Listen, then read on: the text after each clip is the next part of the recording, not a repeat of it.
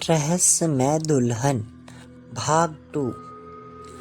पिछले भाग में अब तक आपने पढ़ा, चंद्रिका अपने ससुराल में अपने पति शेखर के साथ गृह प्रवेश करती है, जहां उसकी सास दर्शना उसका स्वागत करती है।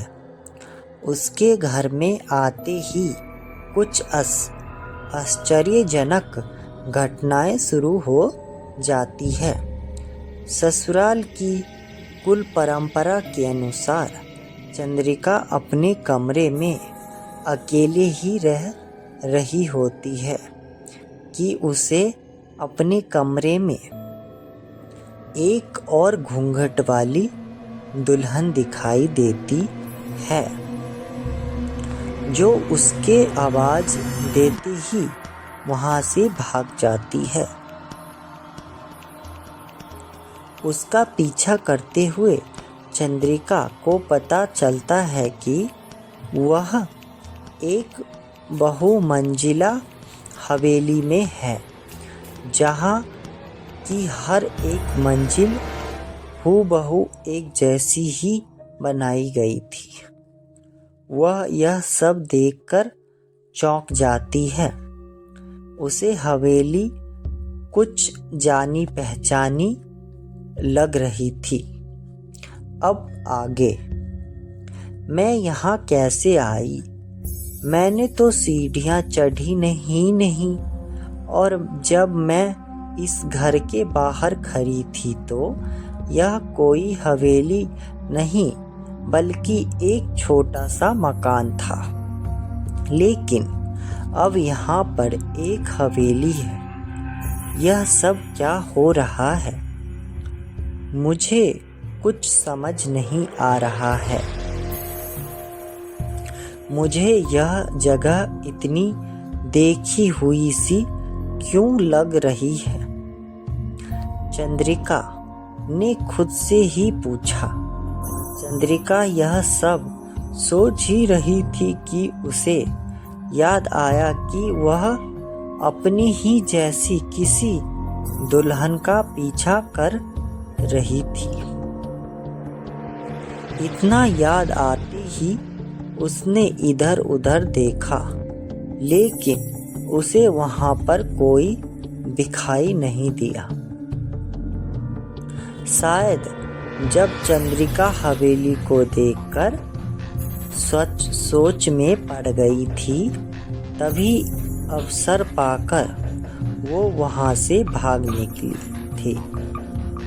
चंद्रिका उसे ढूंढने के लिए अपने कदम आगे बढ़ाने ही वाली थी कि तभी उसके पीछे से कोई उसके कंधे पर हाथ रख देता है। वह घबरा कर पीछे की ओर देखती है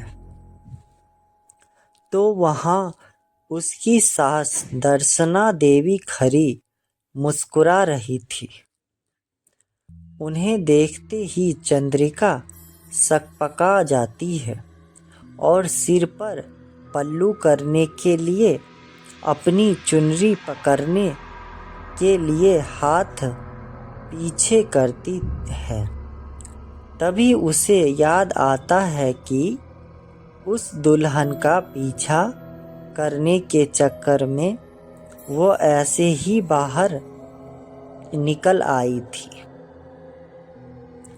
इतना ध्यान आते ही उसकी नज़र झुक जाती है। यहाँ क्या कर रही हो बहू?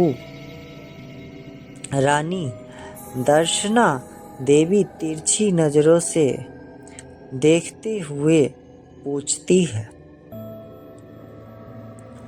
माँ जी, मैंने अपने कमरे में किसी और दुल्हन को देखा था। मैंने जैसे ही उससे बात करने की कोशिश की, वह भागते हुए यहाँ आई थी। इतना कहते हुए जब चंद्रिका दर्शना देवी को पीछे मुड़कर वह जगह दिखाने की कोशिश करती है तो उसका आश्चर्य की कोई सीमा नहीं थी। उसने देखा कि वह किसी हवेली में नहीं बल्कि उसी छोटे से मकान में खड़ी थी जिसमें वह कुछ देर पहले ही आई थी। वह मकान के पिछले हिस्से में खड़ी थी। जो कुछ भी उसने अभी देखा था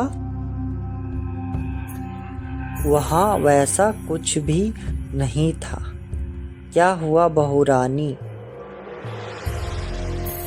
आप इतनी रात गए यहाँ पर क्या कर रही है? जैसे दर्शना देवी ने कुछ सुना ही नहीं था। कुछ नहीं माँ जी, बस थोड़ी गर्मी लग रही थी इसलिए यहाँ चली आई थी। माफ कीजिए माँ जी, आगे से ऐसी गलती नहीं होगी।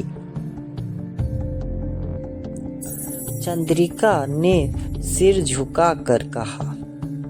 उसे समझ नहीं आ रहा था कि वह आगे और क्या कहे। ठीक है, यह तुम्हारी पहली गलती है इसलिए तुम्हें माफ कर देती हूँ, लेकिन याद रहे आइंदा ऐसी गलती दोबारा नहीं होनी चाहिए। आगे से तुम्हें जिस भी चीज़ की ज़रूरत होगी तुम इनसे कहोगी। दर्शना देवी के इतना कहते ही एक बूढ़ी औरत लाठी का सहारा लेकर चलती हुई आगे आती है।